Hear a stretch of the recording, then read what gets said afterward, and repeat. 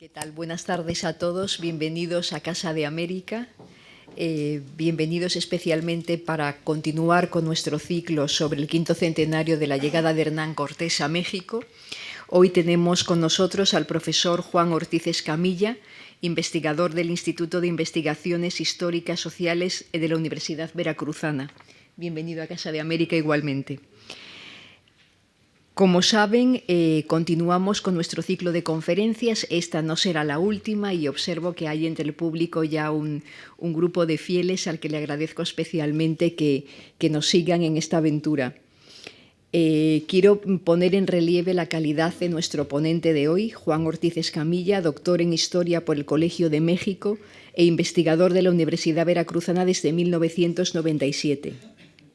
Es reconocido fundamentalmente por sus trabajos sobre la historia de la guerra en México, especialmente la civil de 1810, y sobre la formación y desempeño de las Fuerzas Armadas durante la primera mitad del siglo XIX.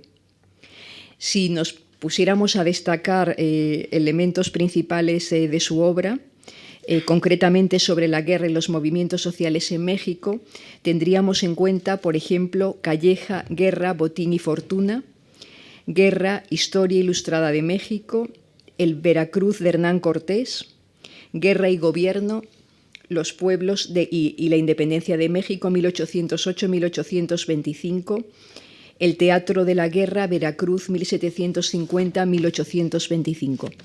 Además de estas publicaciones, también ha realizado más de 40 textos cortos entre artículos, capítulos de libros y ensayos, y ha dirigido más de 30 tesis de licenciatura, maestría y doctorado. Si nos centramos en sus reconocimientos, en 1997 obtuvo el premio Silvio Zavala, que otorga la Organización de Estados Americanos a través del Instituto Panamericano de Geografía e Historia, por el libro Guerra y Gobierno, los pueblos y la independencia de México. En el año 2000 obtuvo el reconocimiento al mejor artículo sobre el siglo XIX, otorgado por el Comité Mexicano de Ciencias Históricas, por el trabajo La ciudad amenazada, el control social y la autocrítica del poder durante la Guerra Civil de 1810. En el 2009 obtuvo igualmente el premio Francisco Javier Clavijero a la mejor investigación histórica que otorga el Instituto Nacional de Antropología e Historia por el libro El Teatro de la Guerra, Veracruz, 1750-1825. Como ven, les voy a dejar en buenas manos, que disfruten de la conferencia y bienvenidos de nuevo. Gracias.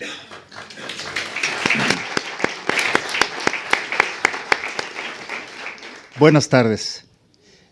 Es para mí un honor coincidir con todos ustedes en la Casa de América. Mi reconocimiento a los trabajadores y directivos, muy particularmente a Consuelo Naranjo por la invitación que me hiciera. Como sujeto histórico, Hernán Cortés es, a no dudar, un personaje de primer orden en México y, como se habrán dado cuenta, también en España. Es obligada su referencia como punto inicial en toda historia que se precie de serlo. A continuación, les voy a presentar las imágenes de testimonios de Hernán Cortés en todo el territorio nacional mexicano. Verán que se encuentra representado en los paisajes naturales, en los sitios históricos y centros culturales. Es una persona muy, muy importante para nosotros. Esta es la historia. Este es un mapa antiguo del Archivo de Indias de la isla de San Juan de Ulúa. La historia realmente comienza en 1519, el 21 de abril, cuando llega Hernán Cortés a la isla de San Juan de Ulúa. San Juan de Ulúa va a ser el sitio más seguro durante toda la época colonial. De hecho, aquí comienza la historia, esta historia que les voy a contar, y aquí también termina el 18 de noviembre de 1825, cuando se rinden las tropas españolas que habían estado en México. Esta es una fotografía. Las fotografías que les voy a presentar, la mayoría son de un fotógrafo muy reconocido en México, Gerardo Sánchez Vigil. Esta es la Villa Rica. es un pueblito donde se fundó el primer ayuntamiento, el de la Villa Rica de la Veracruz. No queda casi nada. Lo que sobrevive, este es el Mar de Cortés en el Pacífico. Este es el paso de Cortés entre los volcanes Popocatépetl e Ixtlaxíhuatl, entre Puebla y la Ciudad de México. Este es el Palacio de Cortés, que ahora es un museo donde conserva gran parte de sus objetos personales. En la ciudad de Veracruz hay una universidad, Hernán Cortés, hay colegios, Villa de Cortés, hay calles con nombres de Hernán Cortés también. En Oaxaca, la Casa de Cortés alberga al Museo de Arte Contemporáneo de la ciudad. El Palacio de Cortés en la Ciudad de México, aunque sufrió varias remodelaciones, todavía se conserva en gran parte. Ahí está la placa alusiva a la Casa de Cortés en 1524. El Hospital de Jesús, que es el más longevo que existe en México desde hace 500 años, lo fundó Hernán Cortés y todavía sigue dando servicio. Curiosamente, los descendientes de Cortés todavía tienen que entregar anualmente una contribución porque así lo dejó estipulado en su testamento Hernán Cortés. Esta es la iglesia de Jesús de Nazareno. El punto rojo que ustedes ven en la iglesia, ahí reposan los restos de Hernán Cortés. Obviamente es una cripta muy discreta, pero ahí está resguardado. Esta es la placa para que ustedes la vean. Es muy difícil acercarse porque ahora no lo permiten, ahora por el 5º centenario y las cosas que están pasando, pero estas fotografías las sacamos hace 5 años y todavía pudimos hacerlo sin ningún problema. Pero sí se puede visitar la iglesia, sí se puede ver con tranquilidad. Ahora, esta es una imagen muy interesante de la Villa Rica. Ahorita les voy a explicar en otro mapa por qué se traslada, por qué la ciudad cambió de sede durante 3 veces. Donde está actualmente, que era enfrente de la isla de San Juan de Ulúa, ahí no la pudieron crear el ayuntamiento porque no había agua. De hecho, los barcos cuando llegaban a San Juan de Ulúa tenían que hacer aguada, como le llamaban, en el río Jamapa, que está más al sur. Pero en este lugar, en la Villa Rica, Hernán Cortés deciden fundar ahí el pueblo por la bahía, por la protección que daban las rocas. Por ahí ven el peñón del feo nombre, como le llamaban, que es uno que está por acá. Ese es un peñón. Y fundaron ahí la villa porque era la población que estaba más cerca de la playa, que era Quiahuixtlán.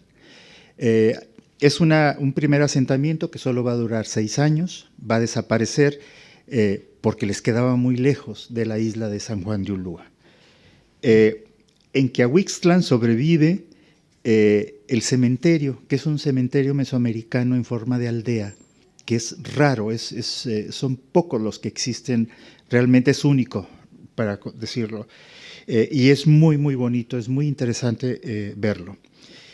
Este es el segundo asentamiento, que es el de la antigua Veracruz. La antigua, ahí encontramos algunas cosas más interesantes, pero también es efímero, porque ahí se trasladó el ayuntamiento 6 años después, en 1525, pero en 1552 hubo un huracán de tal magnitud que desvió el cauce del río 150 metros. Prácticamente devastó la villa de la Veracruz.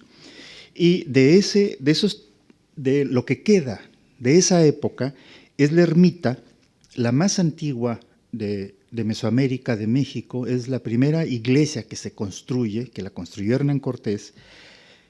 Está la Casa de Cortés, que era una casa muy grande, ahora que solamente quedan las paredes, por desgracia, pero por lo que les comentaba, y la ceiba, donde amarraban las naves. Este es muy interesante porque cuando uno visita el lugar, pues la ceiba está a 150 metros de distancia del río. Y uno se pregunta, pero ¿cómo amarraban las naves desde aquí hasta allá, ¿no? Pero bueno, ya les expliqué lo que pasaba. Este es un mapa muy interesante, es de 1580, y ustedes ven aquí la isla de San Juan de Ulúa, Villarrica está hasta acá arriba, al norte, Veracruz, y el caserío, todavía en 1580, que le llaman las Ventas de Buitrón, donde hay un caserío ahí enfrente de San Juan de Ulúa, y es donde en 1599, se traslada a la ciudad enfrente de San Juan de Ulúa. Y aquí el problema va a ser siempre el agua, porque el agua estaba muy lejos, había estanques de agua, pero contaminada, y eso era un problema pues muy serio. Este es un monumento a Malintzin, en su pueblo de Oluta, en el estado de Veracruz. Ella era veracruzana. Curiosamente, como ustedes seguramente lo saben, era una noble de este pueblo, de un señorío de Oluta, muere su padre, la venden como esclava, acaba en Tabasco y ahí se la regalan a Hernán Cortés, que eso va a ser muy común durante todo el proceso de la conquista, y resulta que ella era bilingüe porque hablaba náhuatl y maya. Entonces esto es muy interesante, pero vamos a entrar en el tema. Si para España la conquista de América es ya quizá un poco más que solo un episodio anecdótico, para América y especialmente para México en particular, no lo es. Se trata de una historia viva, todavía con secuelas hasta el presente. Y creo que eso pues lo estamos viviendo, por desgracia, en estos días.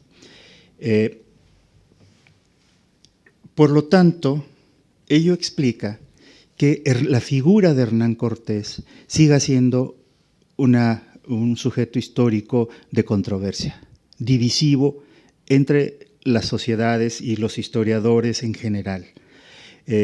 No se ponen de acuerdo, en parte porque se trata de una discusión relacionada con la interpretación y explicación del hecho histórico, y se explica desde el presente y con un fuerte contenido ideológico. Eso es lo que nos está pasando ahora.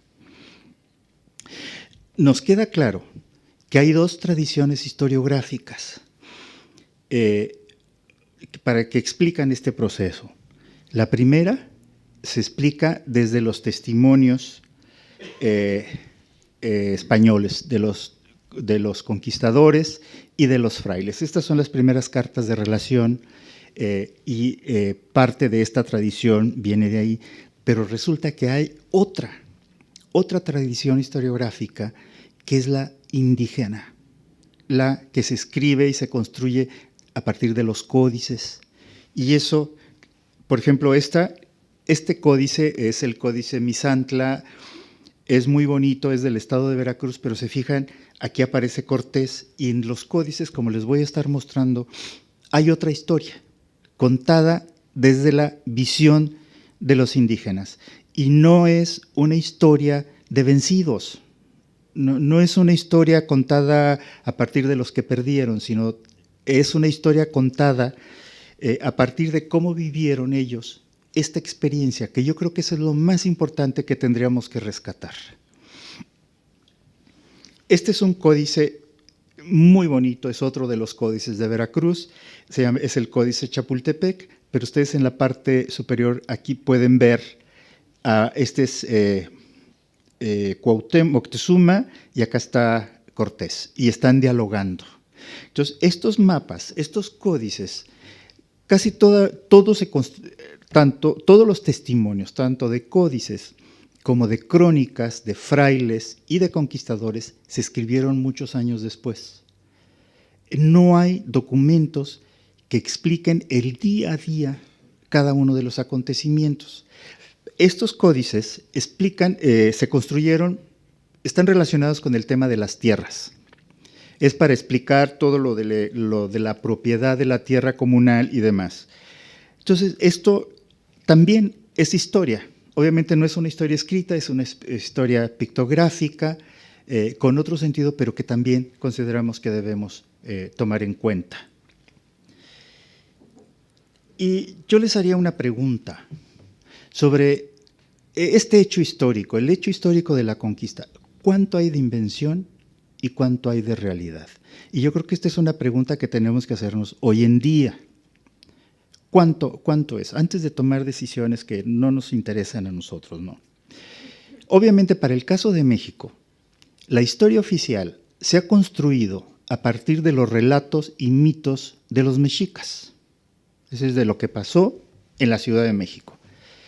Y se tratan como traidores, conquistadores, a los invasores, a los conquistadores son invasores, y a todos los naciones indígenas que lo apoyaron, pues son traidores. Entonces así aparecen los tlaxcaltecas, los huejotzingas, los totonacos y por supuesto Malintzin. Malintzin es la maldita de la historia. Que miren que no hemos podido, ahora que vienen todos estos cambios, nosotros insistíamos en que había que rescatar la figura de Malintzin, ¿no? De Malinche, como le llaman, y no,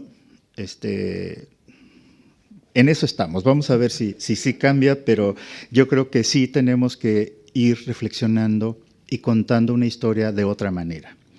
Por lo tanto, pues este es el problema que estamos viviendo y que no debemos de olvidar. Por otro lado, no perdamos de vista que las conquistas hacia el norte de la Ciudad de México, todo el norte con Estados Unidos y hacia el sur, sobre todo las del norte, se extendieron hasta el siglo XX. O sea, y ahí sí hubo genocidios, hubo exterminio de pueblos enteros. Y eso no lo podemos negar. Pero no solo fue por parte de los españoles. Ya en el México independiente fue por los gobiernos mexicanos y por otros más, ¿no?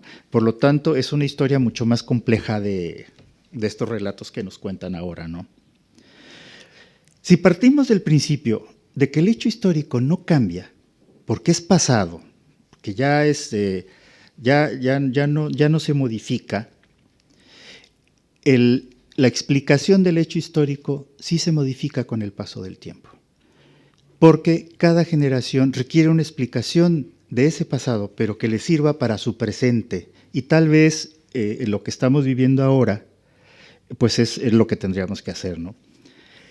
Yo creo que para eso hemos estado revisando todos los testimonios que se han escrito, pero no solamente de la parte castellana, sino también de la parte indígena. Y de todos estos testimonios de las que están surgiendo con las nuevas investigaciones a partir de los archivos judiciales, a partir de la correspondencia de la Inquisición, de la correspondencia que los nobles mexicanos o novohispanos enviaron al rey solicitando mercedes de tierras, privilegios o bien títulos nobiliarios. Porque gran parte de la nobleza mexicana obtuvo títulos nobiliarios, como el Ducado de Atlisco, los condes de Miravalle, es decir, hay varios nobles novohispanos que van a obtener también esos privilegios, ¿no?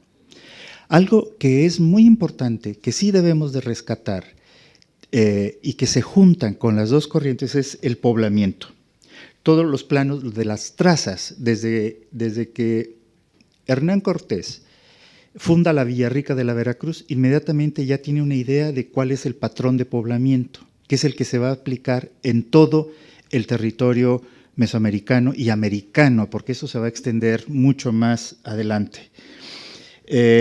Entonces, esta parte es muy interesante. Por otro lado, no hay que perder de vista que la Nueva España se construye a partir de las viejas de las estructuras de la organización política mesoamericana, como tiene que ver con los tributos, los caminos del comercio, toda esa estructura se va a reorganizar con base en los patrones de poblamiento que vienen desde Europa y desde muchos años atrás, ¿no? Entonces,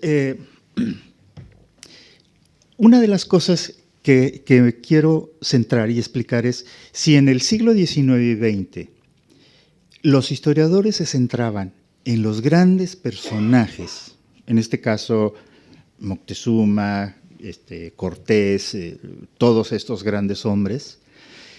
La historiografía del siglo XXI se centra en otros actores que en general no se toman en cuenta.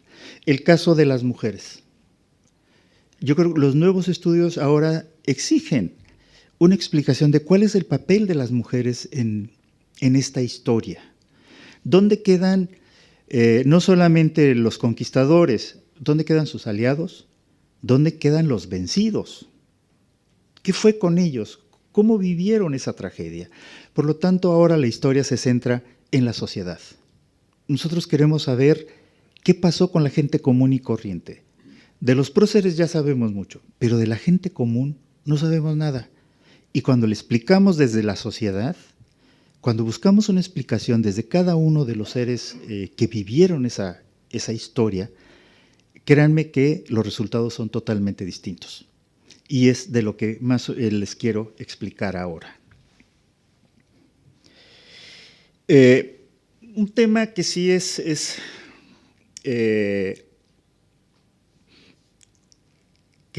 escabroso y es el que más se pondera para justificar el tema de la conquista son los sacrificios humanos. Eso siempre se ha dicho. Pero se queda de lado la otra historia, la historia de la leyenda negra que se niega,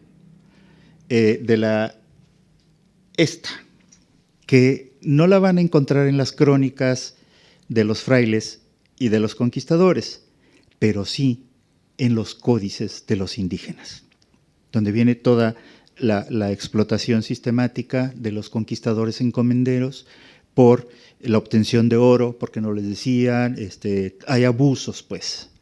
Esa parte también es parte de la historia, no es la única, por eso insisto, tenemos que ser más creativos, explicarlo de otra manera, donde todas las visiones, todo es importante.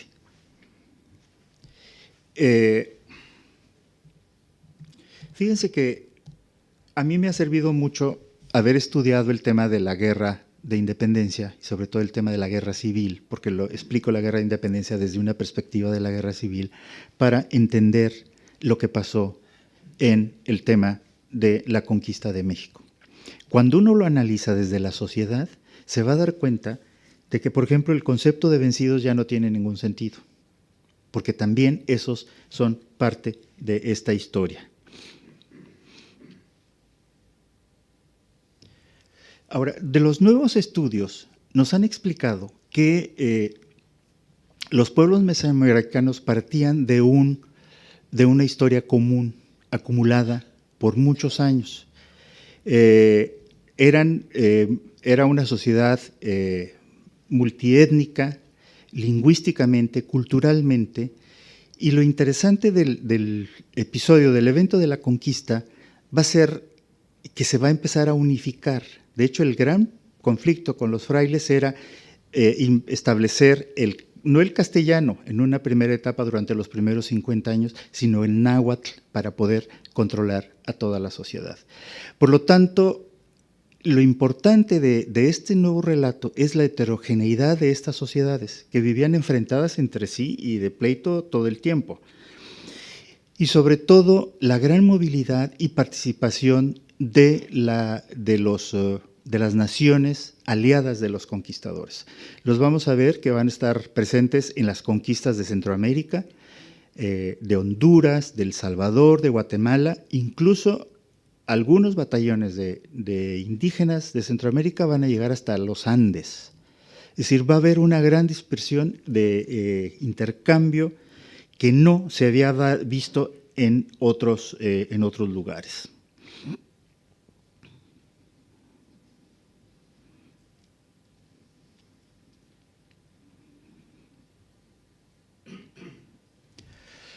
Vamos a ver. El mito, el evangelizador, es un tema también que nos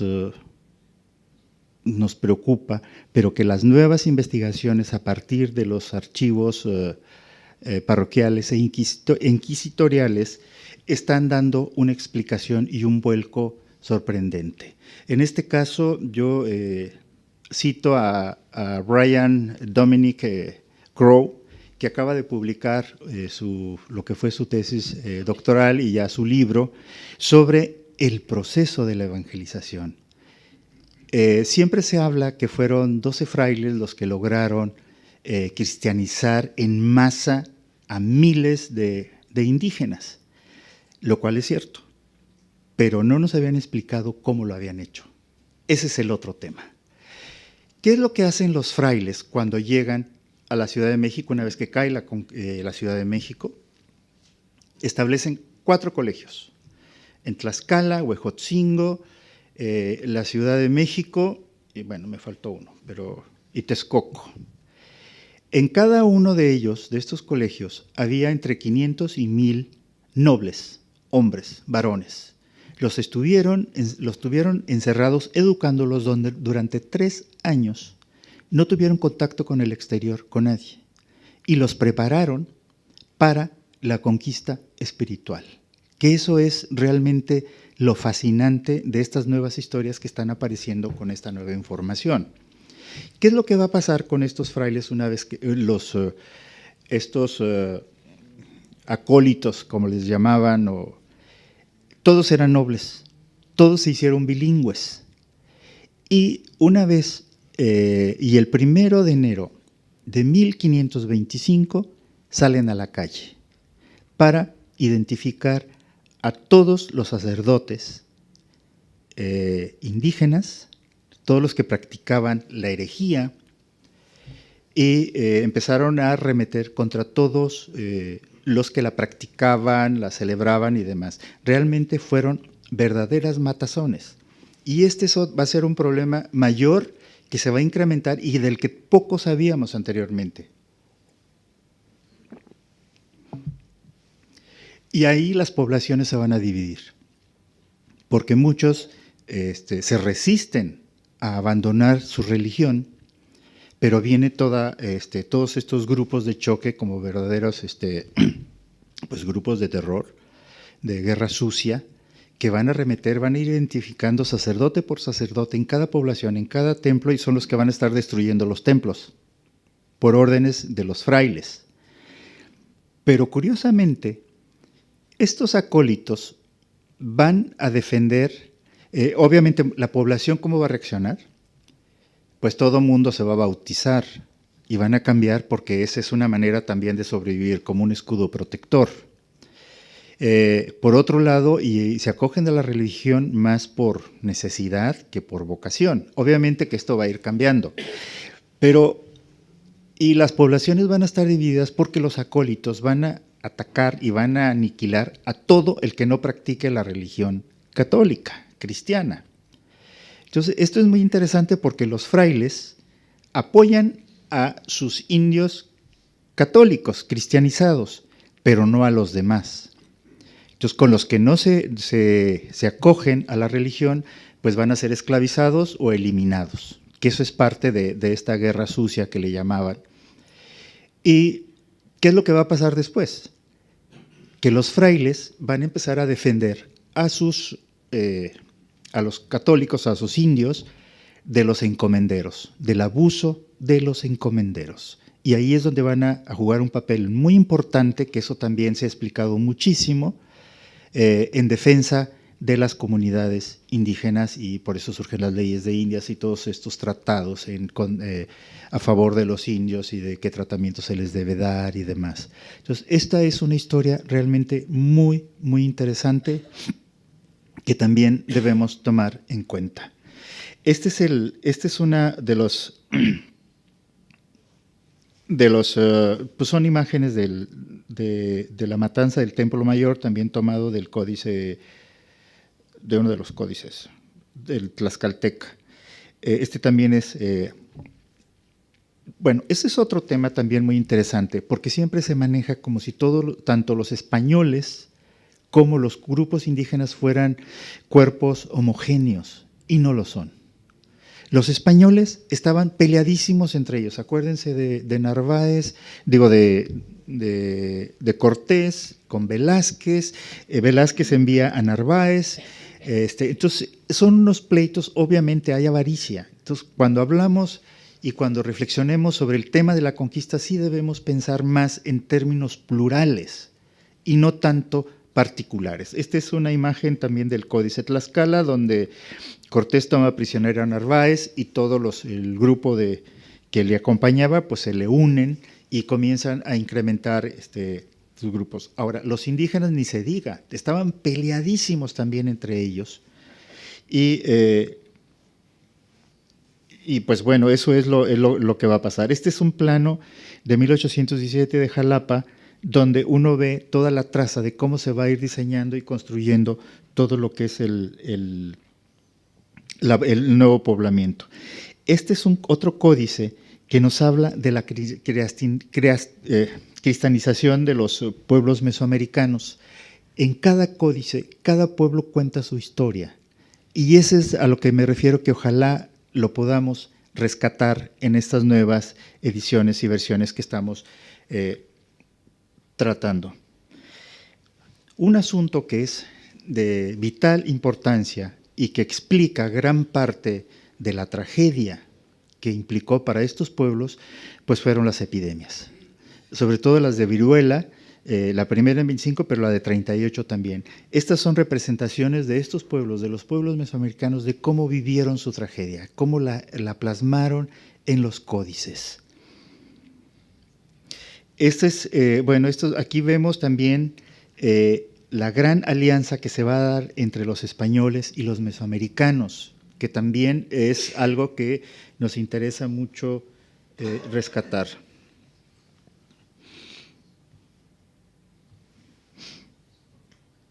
Este es sobre la toma de la Ciudad de México y los 4 enfrentamientos que se van a dar.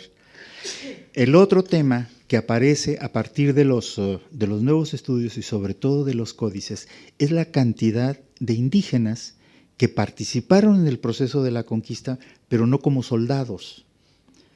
En este caso son los cargadores, los tamemes, que son los que cargan todo.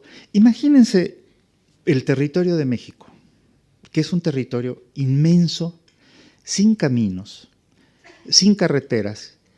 El equipo que llevaban Cortés, que llevaban de La Habana, los cañones y demás, pues no les servían para una guerra como la que estaban desarrollando en Mesoamérica. Por lo tanto, pues van a hacer uso de lo que hay, y en este caso llevaban 13 caballos. Los que van a participar son los indios cargadores, las mujeres, los cocineros, los espías. Es decir, se va a apoyar en una red muy amplia de gente que no participó de manera directa en la guerra, pero que sí estuvo presente y que también requiere un lugar en esta historia que se está contando. Aquí es el tema de la evangelización, que es muy, muy interesante, es del Códice Mendocino, donde se habla, aquí están las muertes de los frailes de esta guerra que se va a dar entre los indios cristianizados y los no cristianizados. Y lo curioso, para que vean la importancia de la historia, es, sobre todo hay una historia reciente de los mártires de Tlaxcala, de los jóvenes que salieron de este colegio que fueron asesinados por los herejes en este caso, ¿no? Obviamente al gobernador del pueblo lo ejecutaron en una plaza pública y a los indígenas los convirtieron en mártires. Primero fue Juan Pablo II el que los beatificó, y en octubre del 2017 el Papa Francisco los canonizó. O sea, es una historia viva que viene todavía desde esta época. Ay, perdón. Simplemente para concluir, yo sí quisiera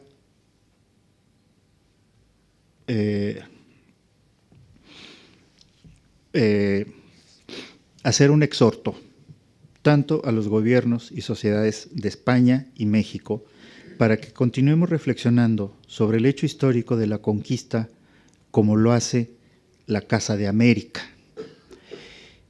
Yo quiero finalizar mi intervención remarcando que Hernán Cortés, con o sin monumentos, con o sin heroísmo, fue, es y seguirá siendo un sujeto histórico de primer orden, tanto en la historia de México como en la historia de España. Muchas gracias.